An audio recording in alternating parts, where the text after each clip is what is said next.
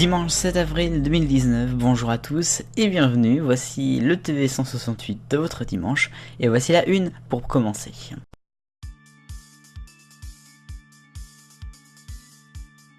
À la une cette semaine dans le TV 168, c'est le week-end du SIDAction, la 26e édition. Et oui, joyeux anniversaire le SIDAction puisque l'événement a été créé le 7 avril 1994, il y a donc aujourd'hui 25 ans. Et c'est un anniversaire évidemment qui va être fêté, qui a été fêté ce week-end et hier sur France 2 dans le prime time. C'était aussi les 40 ans de Starmania pour info. Mais c'est un moment crucial pour ce fléau national et international depuis plus de 25 ans même. Puisque c'est quelque chose qui construit des questions d'actualité depuis très longtemps et qui va encore le faire même si les mentalités ont changé, voilà. Mais voilà, il y a quand même encore beaucoup de chemin à faire. Ce week-end, donc, vous pouvez appeler le 110 ou faire des dons sur le site d'Action. Mais évidemment, il y a eu un événement télévisuel dont je vais vous parler qui s'est déroulé vendredi soir. Alors d'abord, revenons en arrière. Il y a 25 ans jour pour jour, le prime time était diffusé sur toutes les chaînes de télévision en simultané et en direct, la même émission, avec tous les animateurs de toutes les chaînes réunis sur un même plateau. C'était donc le premier prime du SIDAction. Sur toutes les chaînes de l'époque historique bien sûr. Et bien là cette année, retour en arrière, on refait la même chose, sauf que là c'était pas en prime, c'était juste avant 20h40, quasiment toutes les chaînes, la moitié, auront diffusé un petit clip avec Lynn Renaud et Jean-Paul Gaultier. Bravo.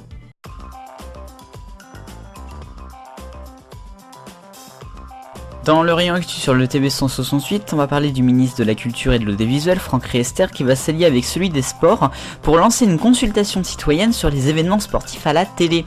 Vous le savez, il y a 21 événements qui sont obligatoirement diffusés durant une année à la télé. Il y a les Jeux Olympiques, le Tour de France, etc. Mais pourrait-il en avoir d'autres? Est-ce qu'il y a trop de sport sur les chaînes payantes? Est-ce que les droits pourraient être attribués autrement? On va pouvoir peut-être dire notre avis par une consultation. Affaire à suivre. Dans l'actualité également, Arthur, le présentateur de TF1 et producteur pour cette fois-ci, qui a acquis cette semaine un nouveau format qui est diffusé notamment sur ITV en Angleterre, mais aussi en Australie. Le format s'appelle Who Bears Win, précédemment The Full Monty. C'est un format où des célébrités en fait vont réaliser un striptease. Ils ont une semaine pour préparer et réaliser un striptease qui sera ensuite diffusé. C'est bien sûr pour une association caritative en général. Et puis dans l'actualité aussi, Cyril Viguier, le présentateur de Territoire d'Info et du journal des Territoires, c'est des émissions qui sont diffusées le matin sur Public Sénat, la chaîne parlementaire. Eh bien, il va tout simplement être viré, il a été viré, son contrat en tout cas ne se reconduira pas à la mi-juillet 2019. Il y a notamment des relations qui ont été dégradées avec sa direction dernièrement.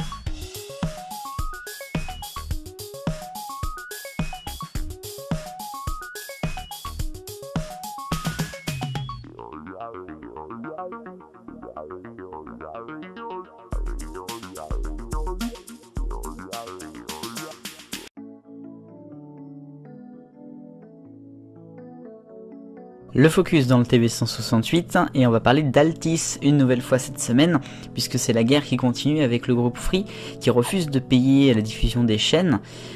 Clairement c'est vrai que ce sont des chaînes de la TNT donc il n'y aurait pas forcément obligé de payer, enfin bon c'est une longue histoire. Tout cela est fait que, depuis le 20 mars dernier, l'accord que Free avait avec Altis n'est plus, donc normalement ils n'ont plus le droit de diffuser les chaînes puisqu'ils n'ont pas payé. Ce qui fait donc que vendredi matin, Altis a décidé de couper BFM, RMC et compagnie à Free. Free a rétabli le signal après, mais d'une façon totalement illégale. Donc le CSA a proposé une médiation. Waouh, bonne ambiance.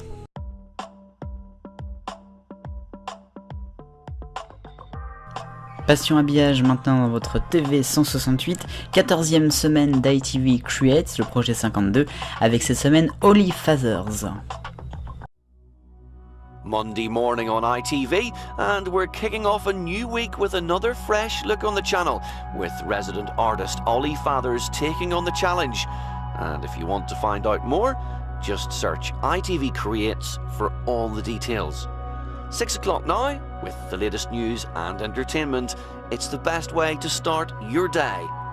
Good morning, Britain.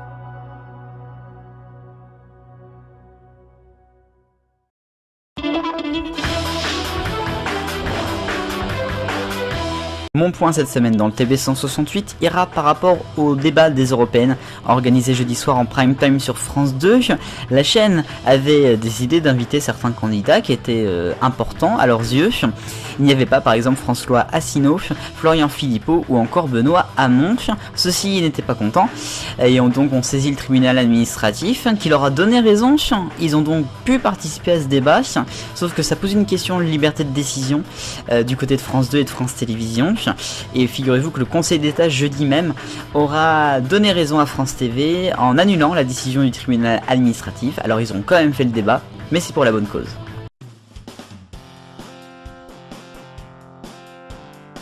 Pour l'agenda de la semaine prochaine à la télévision, lundi soir vous retrouverez le lancement de la série documentaire Une saison en Indonésie à 20h20 sur France 4. Vendredi soir en prime sur C8, c'est le lancement du magazine Enquête de famille. Et enfin, vous retrouverez également vendredi soir en seconde partie de soirée Cuisine Impossible sur TF1. Merci Daniel, on te retrouve demain pour Il était une fois. Merci d'avoir regardé ce TV 168 numéro 93 de ce 7 avril 2019. Ça a été un plaisir. On se retrouve dimanche prochain. Vive le bonheur, on est tous des millions de copains. Salut!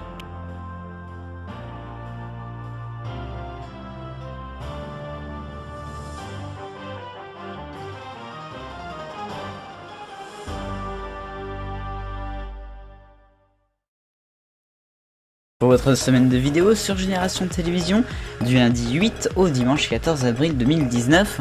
Demain, vous retrouverez Daniel avec son Il était une fois Énergie 12. Mardi, Cocktail Pub France 3 en 2011. Mercredi, 24h sur la chaîne L'Équipe. Jeudi, La Tête Blonde C8 Cartoon. Vendredi, bonus de l'archive à la carte sur France 3 en 2009. Et puis samedi, arrêt sur télévision, le jeu culte d'Olivier Mine, La Cible.